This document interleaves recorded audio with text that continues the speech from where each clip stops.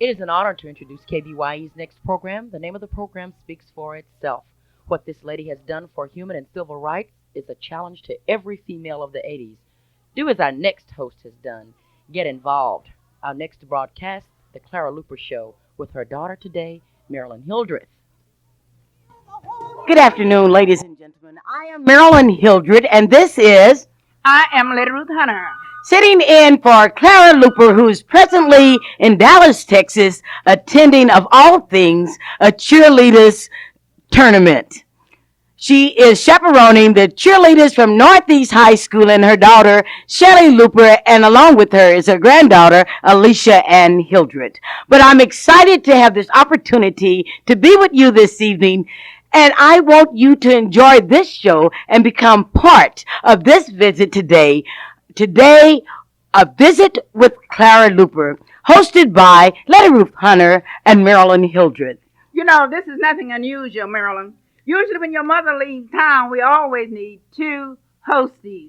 So you want to remember that this is why Marilyn is here and this is why I'm here. It takes two people to fit in those one pairs of shoes. So here we are today bringing you the most exciting news in Clara's absence. This is one reason that we like for her to be absent. Because Marilyn and I, we talk about the things of the happening. So if you want to know, stay tuned to the Clara Luper Show. She might be absent from Oklahoma City, but she's here right now with me on the telephone. And how are you this morning? I am fine, and a happy good evening to all of you in Radio Land. This is Clara Luper here in the heartbeat of Texas. You stay for 2 minutes. Your third party, you are referred to the principal. And after then, you are put in a room where you are taught by professionals. I wish you could be here today, because it's a scene that will long live in our memory. Over 1,000 cheerleaders are here, and certainly Tim Stinson can tell you what's going on better than I. And after Tim, we will look at it from a parental standpoint, as we look at Sharon Hill, and then Alicia Hill is all excited about it. And here's Tim. Hello, listening audience. We have with us today the Northeast Varsity Cheerleaders who are here in Texas competing for the regional contest for the NCAA National Cheerleading Association competition. The Northeast cheerleaders are Kathy Hill, LaWanna Brown, Kiyata Brown, Joy Adams, Kim Ketchum, Sherry Luper, Karen Stinson, and Rachel Fowler. We'll wish these girls the best of luck. They're looking darn good. So, next I'll give you Sharon Hill. Sharon Hill is here, ready to go. Ladies and gentlemen, I wish you were here enjoying the beautiful sunshine in Texas. Hello, listening audience. You should be here. It's wonderful. The girls are all great. The uniforms are beautiful. They look awesome, awesome, awesome. So have a good day. Thank you. Here, all smiles, is a mascot for the group today. Alicia Hildreth, who has been working, keeping up with the girls' purses. She's now surrounded. She has camera ready to go. And here's Alicia Hildreth. Good evening, ladies and gentlemen. This is Alicia Hildreth, and I'm here in Texas with all of the cheerleaders, and they all look wonderful, and they look so wonderful. It's unbelievable, and I hope the Northeast Vikings will win and take it home. Alicia? Speaking of taking it home, the contest here is unbelievable. They have junior varsity and small varsity and junior small varsity. Then they have the high school groups. They have the small varsity high school cheerleaders, the medium ones and the large ones. And I know you can hear the noise in the background because hundreds and hundreds of parents have gathered here in this beautiful school, Halston City High School, to cheer for their team. It is unbelievable. It is an awakening, and I tremble for the students in Oklahoma City because we only have one group here from Oklahoma City, and that is from the Northeast High School. The young people arrived here in the early this morning, checked into the Holiday Inn, and off to this beautiful school. They are really out of sight. And when I think of this, I think about what's going on in my hometown. And I know this will come as a shock to you. It came as a shock to me last week as I looked on television and I saw all of the principals in Oklahoma City. These principals had the audacity to tell the parents what they should do. Naturally, I resent that. I resent the parents, the principals of our high school, speaking to Ms. Pamela Thomas and others, stating that the parents and the patrons in the community did not know what they were doing. In other words, they were basically saying that we were so ignorant that we didn't understand the bond issue. I would like to say to the principals, we understand the bond issue, and we also understand the role of the principals and the superintendent. It is my deep feeling, and I express the will of a lot of people. If the principals in Oklahoma City are not able to carry out the wishes of the people, then the principals who are making between $40,000 and $57,000 a year should resign, and we should bring into Oklahoma City some principals and a superintendent that can do the job. Our kids are not bad kids. They do not need to be shut in and fenced off. They just need some leadership. But Mrs. Luper, in speaking of the principals, and I'm listening to what you're saying about the principals needing to resign if they can't do this and the other, I'm just wondering. Not this and the other, if they cannot carry out the wishes of the people. And the people did not want the bond issue. They voted for it, and for the principals to get up and say that the people didn't know what they were doing. But now, Ms. Luper, do you think that the principals were kind of monitored in saying these words? I don't know whether they were monitored or not. If I would take a wild guess, I have worked in the Oklahoma City school system. I've never been afraid to stand up for what I believe. And just because Dr. Stella, our $100 and some thousand superintendent. Don't mention that salary because that's 3 times more than I got in 3 years. Well, if we have a system where we are concerned about the teachers, everything about the principals and the superintendent. Now, most of the principals, and I looked at them, they don't even live in Oklahoma City. But the serious part about it is they have not presented us any facts. And from Texas today, I would like to know the following things, and I would like for you parents to join me.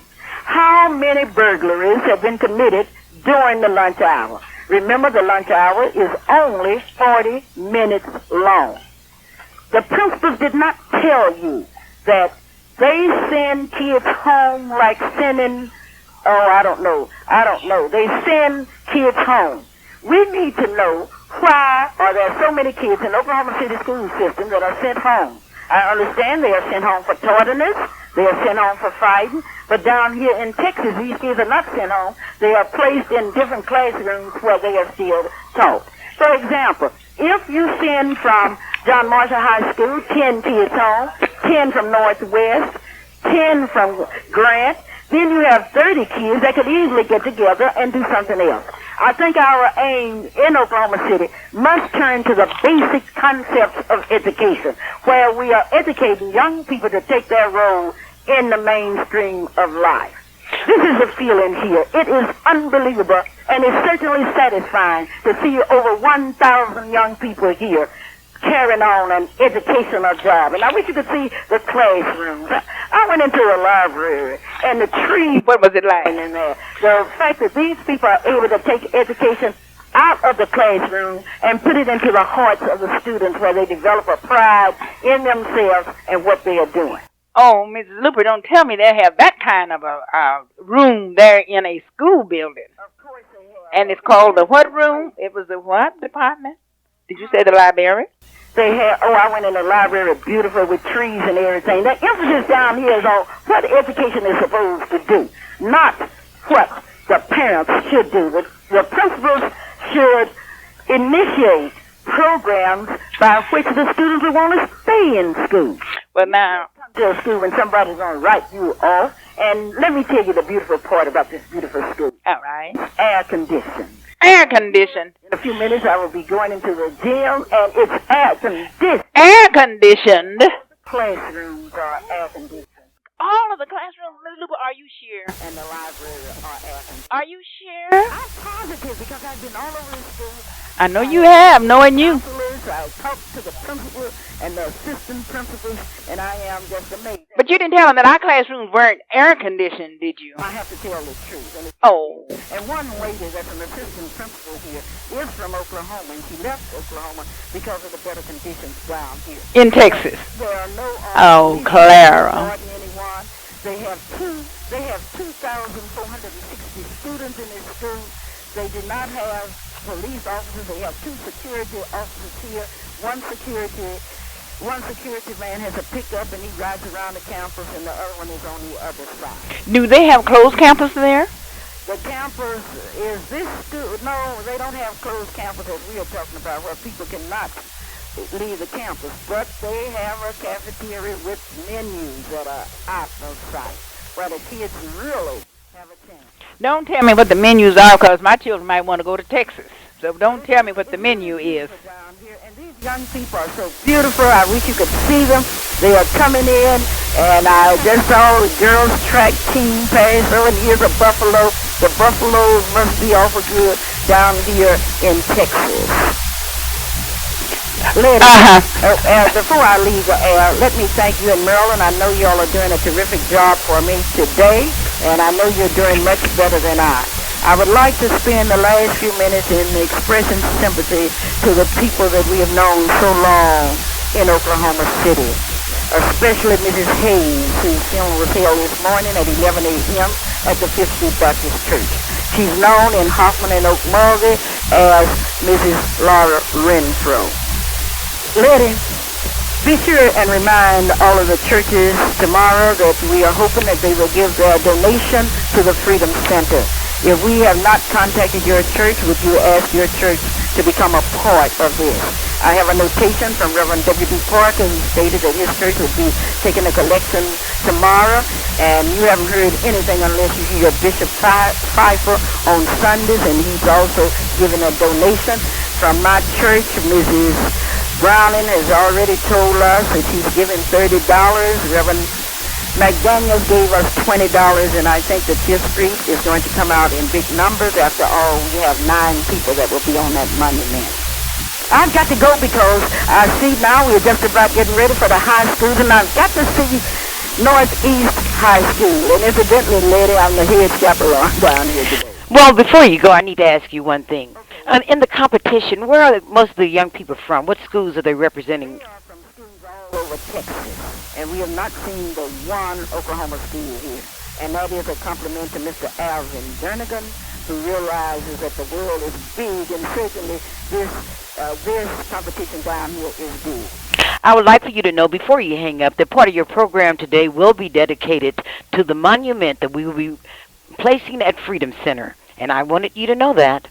I really appreciate it, and it's so good to hear from you, Merle. It is just exciting. I'm going to get my book, Behold the Walls, in the school down here. And Alicia Hilgers sends a special hello to all of her friends. You can hear the noise down here. I've got to go, and we'll see you tomorrow. Bye-bye. This is Clara. I do love you. Bye-bye. Thank you very much. The program today is being brought to you by Rainbow Bread, and Rainbow is good bread. The program today is a special program. We're dedicating this total program, the entire hour of this program, to something special that's going to be erected here in Oklahoma City. Something that all citizens will be proud of, and something that all young Americans will be proud to come by just to look, to see, and to read. To know about the Black History Monument.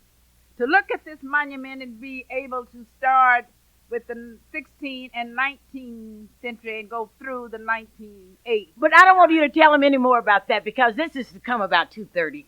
I want to talk about something else. Let's talk about a little economics before we start talking about the monument. Okay, Marilyn, what do you want to say about economics? I'm ready for that subject too. Okay, what do you think about the economic situation in Oklahoma as it stands today? Now, Mrs. Hildred, now, you know, I'm not a businesswoman like you.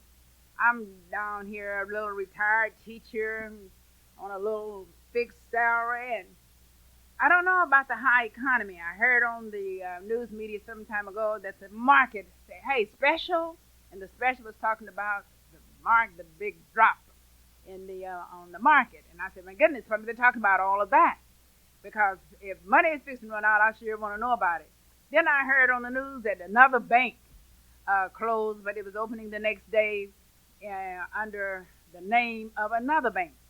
So, Marilyn, I wonder sometimes, just by the time that I think the economy is ready to go up, I get some news that it's on its way down. Now, I don't know if it's going up or if it's going down. Uh, so maybe you can kind of give me a few highlights on the up and down. According to my pocketbook, the economy is way down. Well, according to my pocketbook, it's been down all the time. Maryland has never been up. So this is why I guess maybe we are on a teeter-totter. I tell you what, everything I've invested in the last 3 years have gone plunk, plunk, plunk.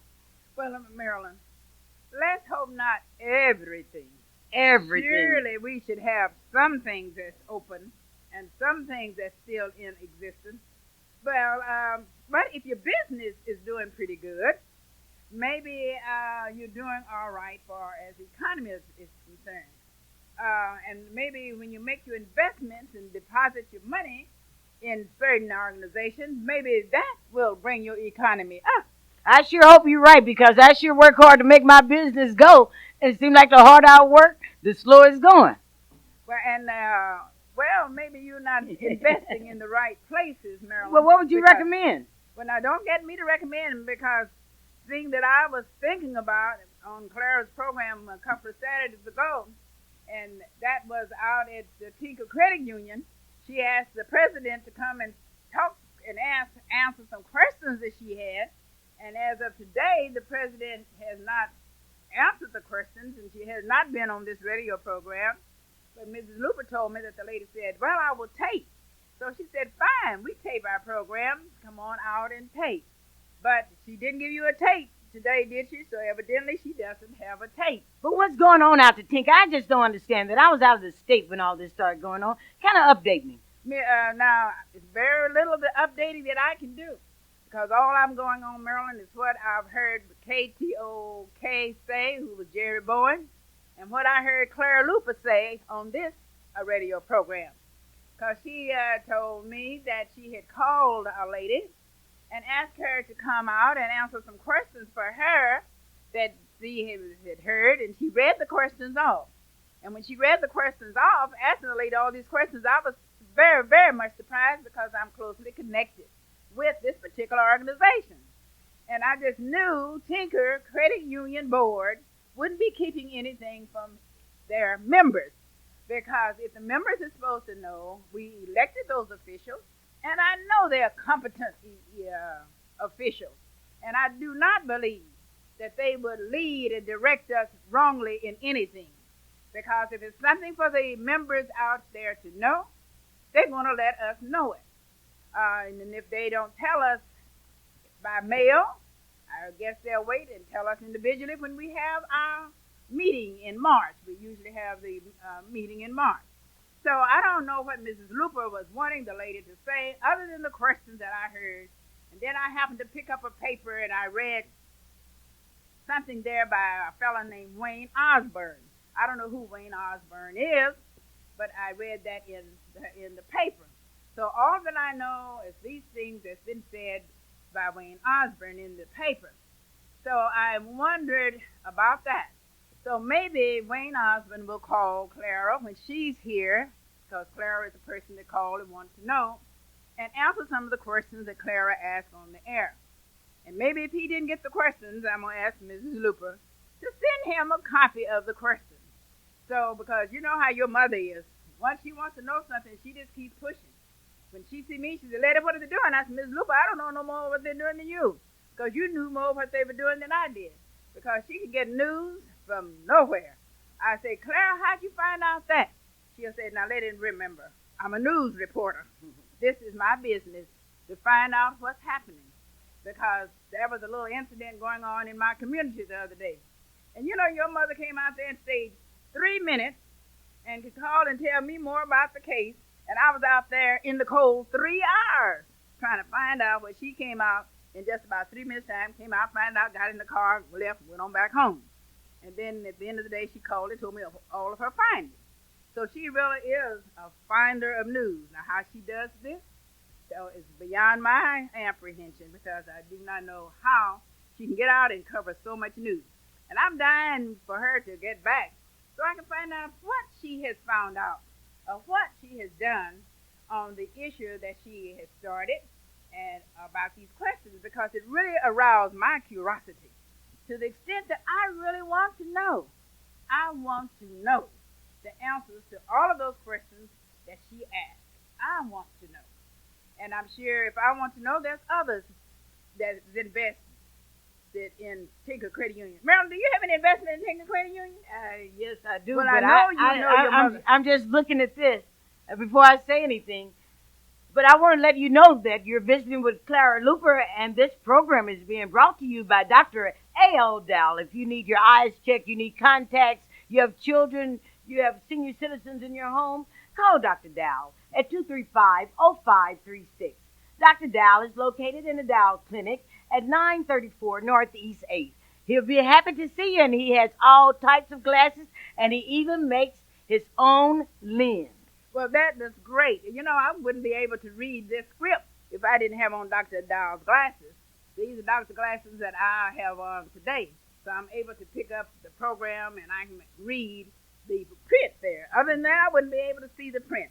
And talking about print, I want you to know that there is a book called Behold the Walls. And it is off print and it's been off press for some time. Now, if you have not purchased the book, Behold the Walls by Clara Luper, it's time for you to get that book and read it because times have changed and you need to know what changes are made. Times are going back and you need to know what's going back. So if you have not purchased that book, Behold the Walls by Clara Luper, get out and buy you a copy. Call Miss Luper and tell her you want to buy one of her books on Behold the Walls. If you need some clothes tailored, if you want to look your best, if you want to impress that certain young man or that certain young lady, call Sir Charles the Tailor, located at 6225 Southeast 14th. That telephone number is 733-7600. That's Sir Charles the Tailor. If anybody can make it, if anybody can design it, it's Sir Charles the Tailor. One thing about it, Marilyn, I know if you want to look good, as Cecil Williams used to say, like a young man should, he will always tell you to go, where is that? Sir Charles the Tailor, located at 6225 Southeast 15th Street, 733-7600. Well, this is what Cecil always say. If you want to look good, like a person should, go visit Sir Charles the Tailor. On my way out to the radio station, I had the opportunity to stop by 5029 North Martin Luther King Boulevard at the new Mr. V's Grocery. Mr. V's Grocery, right. The Todd family is running that. You need to go up there and buy you some greens. They have the best looking greens I have ever seen. Well, now, you know, we like greens. So let me say that address and that name of that grocery again, because we love greens, and tomorrow is Sunday, and we're going to be looking for some greens to cook for dinner. So now if you want some greens, some good old collard greens, mustard greens, turnip greens, and greens, you can go by Mr. V's Grocery Store at 5029 North Martin Luther King Avenue. What else does he have, Marilyn? Well, listen to this. Uh-huh. Buy it, and they'll cook it at the grocery restaurant style. How They about have that? special catering and specialized in family reunions. They're open from 7 a.m. to 9:30 p.m. 7 days a week. Pick it up, buy it, and they'll cook it. And they'll cook it. Now, Marilyn, you know you can't beat that because so many families today like home-cooked food, and they do not like going out to eat. They'd rather have some home-cooked food, and that grocery store is run by, who did you say, the Todd? Yes, The James Todd. Todd. The James Todd. So those must, when you say turnip greens, those are people who have lived in the country. And if they tell you they got greens, you can almost bet your bottom dollar that those people that's from the rural area are from the country, and they know what to buy when it comes to greens, and they know the kind of greens that we like and the kind of greens that we should have for certain occasions. So I know you want to go by there and maybe you want to call in and tell them to prepare you a green dinner. And that's all I bet you'd have to tell them. They would know what else to cook to go with those greens. I'm waiting to hear from Reverend Wayne Dempsey and also Betty Germany. Wayne Dempsey and Betty Germany, I'm waiting to hear from you. I want you to be ready because at 6:30 we're going to do a special dedication to those of you here in Oklahoma City. At six, At 2:30. 2:30. I'm sorry, did I say 6:30? Right.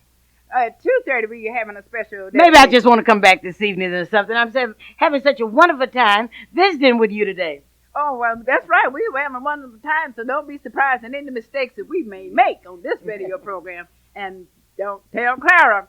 But we are here at the KBYE station, and the telephone number, if you want to call us out here, the telephone number is 478-2103. So if you need to call, we're looking for you to call. Please call 478-2103. And you can give us the information that you would like for us to have. So, okay, now, Betty, that's the number if you were looking for it. Just write it down and call because Marilyn is waiting for you to call her. And you do not have about 1 minute before she will be talking with you, hopefully, on the telephone. So don't keep us waiting. Call in. Marilyn is looking for you. And do not forget to buy the book, Behold the Walls, by Clara Luper. Now, Marilyn, since I told you a few minutes ago that you were a businesswoman. So if you're a businesswoman, I'd like to know what business is that? I don't think I told the public about what business you were in. I am a senior account agent for Allstate Insurance Company. And if you ever have any insurance needs, you need life insurance, home insurance, auto insurance, commercial insurance, any type of insurance you need that is sold in the state of Oklahoma, I do it. My office is located at 9228 North May Avenue. My telephone number is 848-7470. Give me a call. I would love to become your insurance agent. Okay, let me repeat that telephone number for you again. Now, do you have your pencil and a piece of paper and you're ready to write this number down? Because I know you want to call Marilyn and tell Marilyn I need some kind of insurance. Because in my experience this year, Marilyn, and I hate to say this, that we have had a few people who have passed and they weren't able to afford funeral expense. And I would just like to talk to those persons out there that do not have insurance, life insurance. Because if you have life insurance, Marilyn, that will cover burial, will it not? Yes, it will. So then if you don't want anything else but enough insurance for a burial, don't say, well, I'm going to die. It doesn't matter what happened to me after I die. That is a negative approach. Let's be optimistic about it. Let's not be pessimistic about it. Take out some insurance. And I'm sure if you talk with Marilyn and let her know your budget, she will try to get an insurance to fit your budget. And then when time comes and you have departed and your family is left here, you will have some kind of reserve to bury yourself. And your parents and your friends or your sisters, your brothers or your aunts or whoever will be responsible for you after you're gone will be proud that they can go to the undertaker and say, I am Mr. John Doe, and I'm able to finance the burial of my sister, my brother, my uncle, or my whoever husband or whoever the person may be. So I want you to think about this. And I'm not selling any insurance. I'm not interested in who you buy it from. But I wish you would take out enough insurance to bury yourself. I've been thinking about maybe I ought to get into something and just go knock on every door and say, hey, do you have enough insurance to bury yourself? And if you said no, then I would say, why don't you contact some insurance company? Because we have had to build funds to bury those people, and to me that was quite embarrassing. And I don't think we need to do that in this day and time, because we have many, many insurance agents. And I'm sitting next to one, and I can't help but say, I'm sitting next to one. And you know, sometimes we say, oh, we don't want to talk to that person because he is this and he is that. Now, you don't have to be afraid of Marilyn because she's not very tall, It's not very large. Think about this seriously. Call 848-7470. Call that number and talk with her and see what she can plan for you and your family for the future because this is important. This is important. This portion of your radio show is brought to you by Gardens Grocery, located at 2121 South Portland. That address again is 2121 South Portland. They're having a closeout sale at Gardens, and everything is 10% off. 10% off at Gardens Grocery, located at 2121 South Portland. And also, this portion of your program is being Wait brought. 1 minute, Miss. Don't take me so fast. I want you to go back to that close out sale. What did you say about that close out sale? Marilyn, slow it down because I know a lot of people that go out there and shop and buy groceries. Are you sure you're reading that correctly? Yes, I am. Read it to me again. Yes, ma'am. They are having at Gardens Grocery, located at 2121 South Portland, a 10% sale off everything in the store. A closeout sale with 10% off. Then I know you need to buy some groceries for tomorrow. And since you need to buy some groceries for dinner, and you haven't gone to the grocery stores yet because we never go until in the afternoon, so go out to Garden Groceries and buy your groceries that are 10% off because they're having a sale out, and it's a 10% off.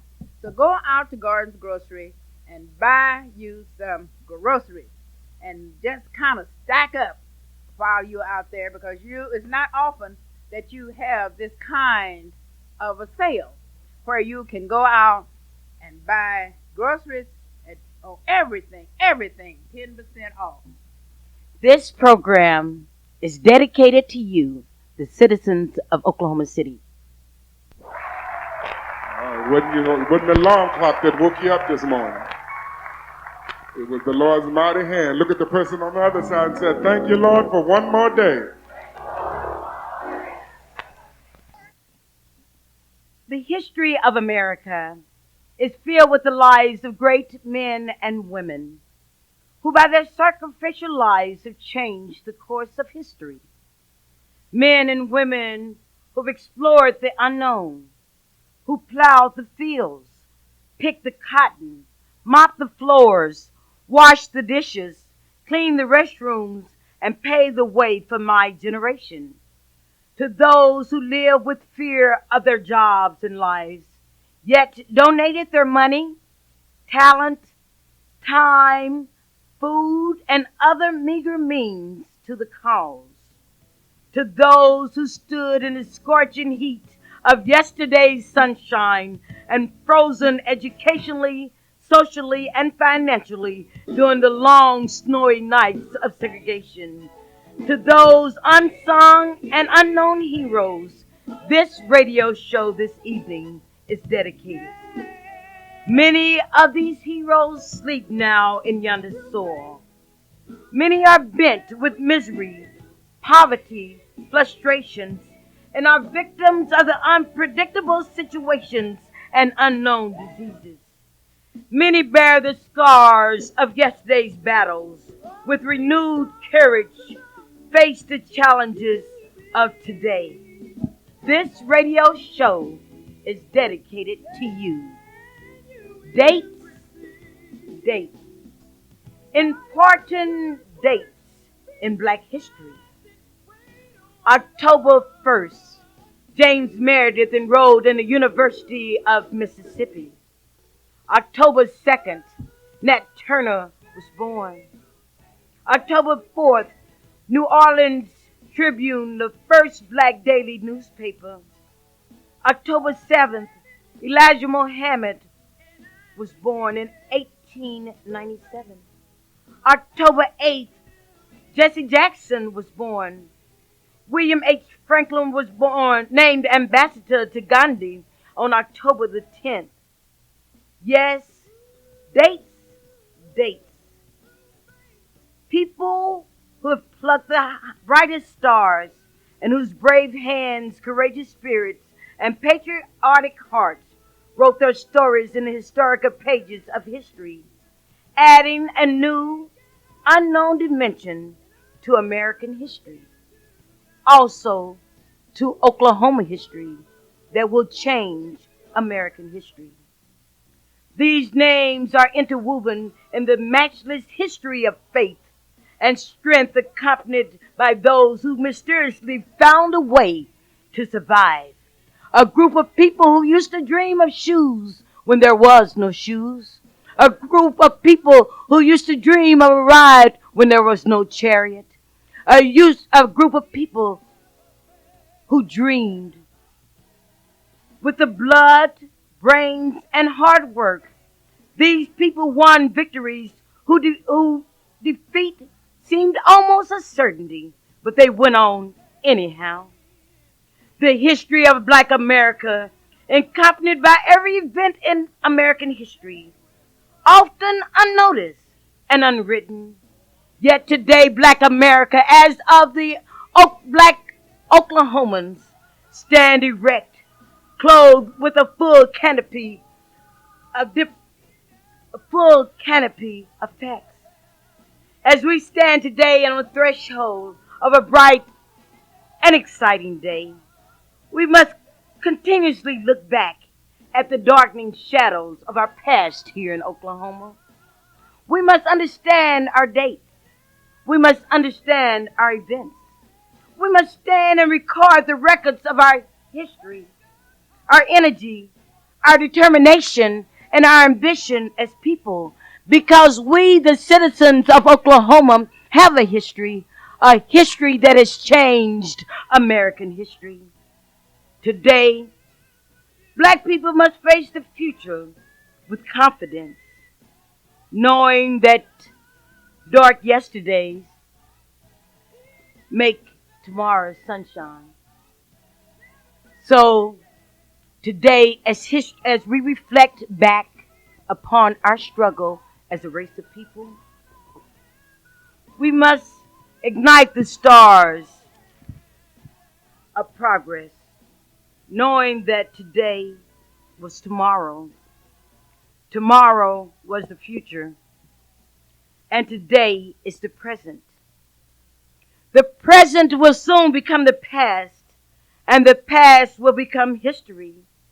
Tomorrow are pregnated todays, and tomorrow will become todays, and todays will become yesterdays. So it was, and so it is. So live today, love today, work today. This is our destiny, and the time is today.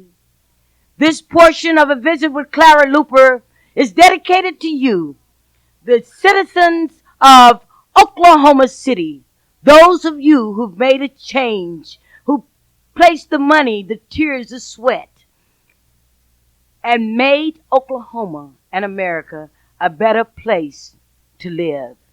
And now, here is Onita Brown with the funeral and death announcements. Thank you, Marilyn. Ross Funeral Home announces the following services. Services for Mrs. Mabel Freeman, 3304 Northeast 14th Place, is pending with the Ross Funeral Home. Ross Funeral Home announces the services of Mr. Thomas Weiss of 608 East Eubanks will be Wednesday at 1 p.m. in the Church of the Living God at 25th and Bryant. Temple Funeral Home announces the services of Mr. Willie Thompson of Oklahoma City is pending with the Temple Funeral Home. Temple Funeral Home announces the services of Mr. Cloter Carthon as 1213 Northeast 41st Terrace, and that will be Tuesday at 11 a.m. at the Fairview Baptist Church. Funeral services for Mr. Richard L. Robinson of 4801 Willard Avenue will be Monday at 11 a.m. at the St. John Baptist Church. We would like to say to the families this evening that we extend to you our deepest sympathy. And at this time, we would like to give a memory to our own Mrs. Hayes. In memories of Mrs. Hayes, the Gray Hearth Club would like to say to the family this evening, please don't sing sad songs for her. Forget her grief and fears, for she's at a perfect place, away from pains and tears. I'm far away from hunger and hurt, and want and pride. I have a place in heaven with the Master at my side. My life on earth was very good, and earthly lives can go. But paradise is so much more than anyone can know. To walk with God in perfect peace, a joy forever. And this is in behalf of the Hayes family, and we would like to say that if there's anything that the Great Hearth Club can do for you in memory of your mother and grandmother, we stand ready to do it. And at this time, this is from Mrs. Clara Luper, President, and Mrs. Hattie Howard, Hayes Howard, Secretary. And back to Marilyn and Mrs. Hunter. Thank you. Yes. Thank you so very much, Onita. And along with the death announcements and the sympathetic remarks that Onita just gave, I too would like to extend my heartfelt sympathy to the Wright family.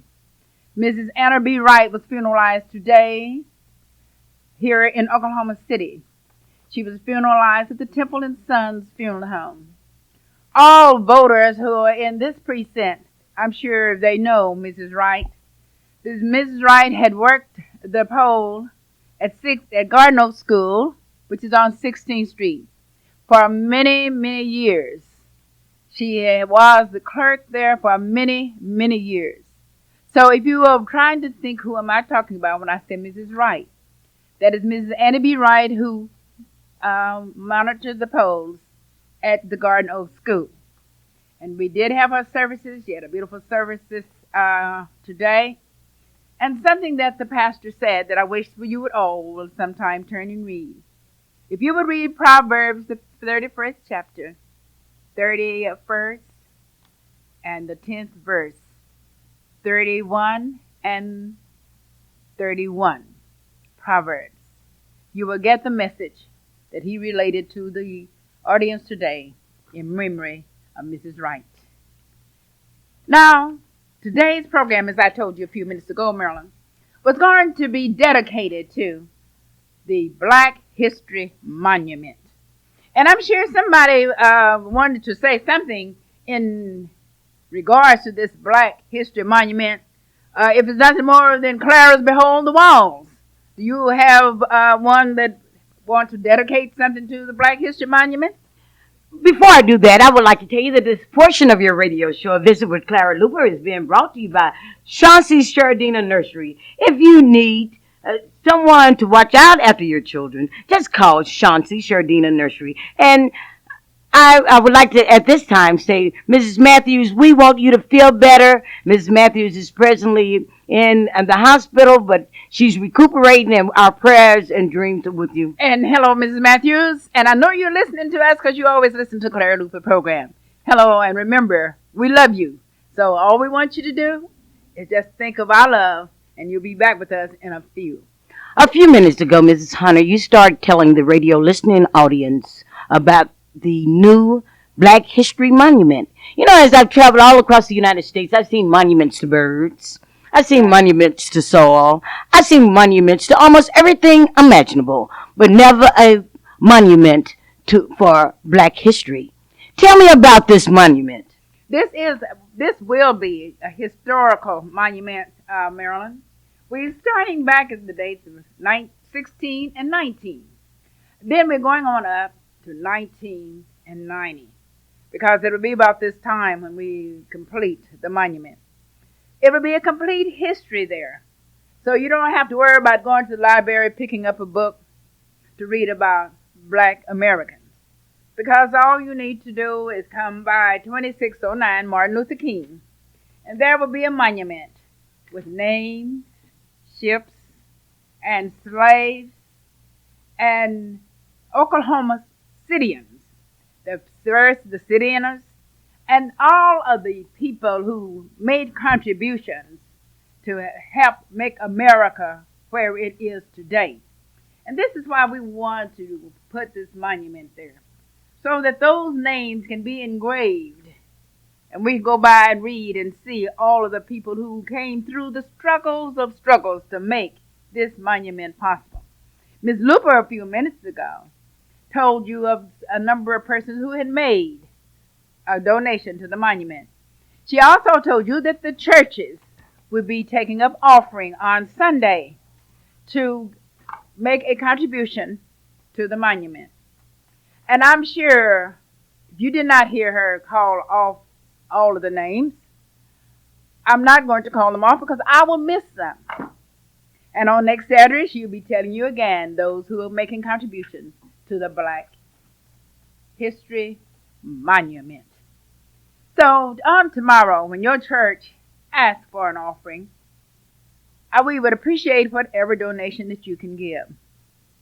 We can appreciate it because every little bit helps.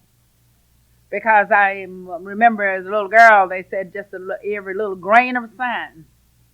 It just takes that to build a mountain. Just keep putting the grains on. So whatever little contribution that you make will help us to erect the Black History Monument.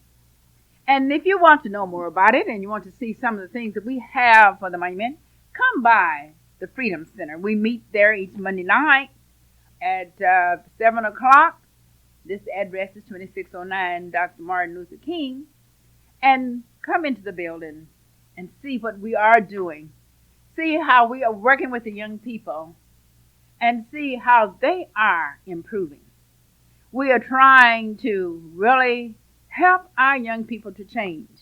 And we're going to ask the parents if you will send your young people to the meetings on Monday night. Don't ask them to send their young people. Ask them to bring their young people and ask them to come too. Because do you realize that on August 19th, 1958, was the first sit-in in the United States that was held here in Oklahoma City at Cat's Drugstore? Yes. Do you realize that? Ms. Marilyn, I remember one morning I woke up early, and there was, I can't think of the man's name, he was talking he has a talk show early in the morning, and he was talking about the sit-in movement. And he said on this sit-in movement that Clara Luper was the first person to begin and to start the sit-in movement. And he didn't know why the black people, now this man was saying this and it made me feel kind of bad. The black people had not given some recognition to this effect because it was here in Oklahoma City where the sit-in movement started. It was here in Oklahoma City the lady who was brave enough to start a movement. And it's here in Oklahoma City where this lady lives and made her contributions to the movement. Now, she didn't do this just for herself because, we know things is called compromise. You can always compromise and said, hey, Marilyn, don't have this sit-in movement. I'll give you this card, and wherever you go, you can sleep and you can stay. But she didn't take any bribes, and she didn't make any compromises because she was doing it for all people. And as of now, all people are enjoying those privileges that were started back then. But do you understand what it means? Do you understand how the course of American history was changed because of the sit-in movement here in Oklahoma City? That's what I need to know. Well, now, Marilyn, I'm sure I do know that because I've been reading the paper quite frequently these 2 past weeks. And I saw where the court told the Board of Education, you are wrong. And they have told them this twice. And Marilyn, I just couldn't believe anyone would say, I'm going to appeal it again. How many times do the court have to tell us we are wrong before we accept that we are wrong? How much of the taxpayers' money are we going to drill down the drain trying to prove we're right when the courts are telling us we're wrong. Oh, I don't know, but I know one thing. I can think of a lot of other things that we can do with that money here in Oklahoma City. But the thing is, as a race of people, I think that Langston Hughes put it far better than I when he said, one day someone's going to write about me. One day somebody's going to talk about me. I guess it must be me myself. So I guess I can put it in the real simple terms. I guess one of these days somebody's going to make a monument. And on this monument, they're going to tell me a story of a people, a struggle of a community, of the nickels and dimes that were spent, all to make the dream of democracy a reality here in America. I guess, Mrs. Hunt, I guess it's going to have to be me myself. I guess I'm going to have to go out and take up other nickels and dimes, dollars, $5, $10, $100 to help build this monument so that my grandkids will know about the struggle that we as a race of people have been through. Because as I look through the new history books, as I read so many books that have come out lately, somehow they conveniently forget about us. They write us out. But how can they write us out when we were never written in? Marilyn, I hope this won't be a lonely struggle or a free struggle as it was when we started the sit-in movement. I wasn't here in Oklahoma City, but I was told that many times and many days there were only you, your brother, and your mother. I hope the monument will not have to be built by the three of you, your brother, and your mother. Oh, and all of us, Marilyn, and all of us appreciating the opportunities that you made possible for us. Well, see, somehow that's not important. It's not important because someone in a great book once wrote that it's not what you do for yourself, it's what you do for others. And if I can live in my lifetime and make America a better place for democracy, if the struggle of injustices mean that sometimes one must walk alone, because we did not walk alone here in Oklahoma City. It was lonely, but a lot of people walked. A lot of people walked, even those that couldn't walk, walked anyhow. So as we go and build this monument, as we end this special dedication to you, because Mrs. Hunter, you must realize that this fight for freedom is a long and term one, and the struggle continued for years and years, and it could not have been possible without the good citizens of Oklahoma City. So, as before we close and before we end this special dedication, I want to say one thing. My heart is kind of heavy today. I lost my aunt on Friday, Mildred Howard in Huntsville, Alabama. She will be funeralized on Tuesday of this week. And I want you, as you go through this week, to say a special prayer for my father, Bert Luper, and his other brothers and sisters as they journey to Huntsville, Alabama, to bury Mildred Howard from Denison and Sherman, Texas. So please pray for us. But in ending a visit with Clara Luper, Mrs. Hunt, I see you have something that you really want to say. I really want to say this, and I'm going to say it in less than a half a minute. I've been looking at stony the road we trod, bitter the chastening rod, felt in the days when hope unborn had died. Yet with a steady beat, have not our weary feet come to the place for which our fathers have sighed. And I know you're going to help us out there to build this monument. You're not helping us. We're helping ourselves, because there's one thing about us. We're proud people. We walk high. Our heads are high. We know from whence we've come, and we know that the educational opportunities, the economic advancements that we've made have not been made because we were so brilliant, because a lot of people before us were a lot more brilliant than we were. But we're standing upon their backs and on the backs of many citizens out there across this world, because they wanted to see America a better place for democracy. That is true, Marilyn. And as we close this radio program today, we must close with the phrase of Clara Luper. It doesn't matter what you say about us. We want you to always remember, we love you. And thank you very much for visiting with Letty Ruth Hunter and Marilyn Hildred on a visit with Clara Luper today. Thank you. Bye now. It's 3 o'clock, and you're listening to KBYE Radio 890 AM in Oklahoma City. It's a pleasant 72 degrees outside. And now it's time for your brother and mine, Reverend James Young, who's going to cast out the lifeline to help you out.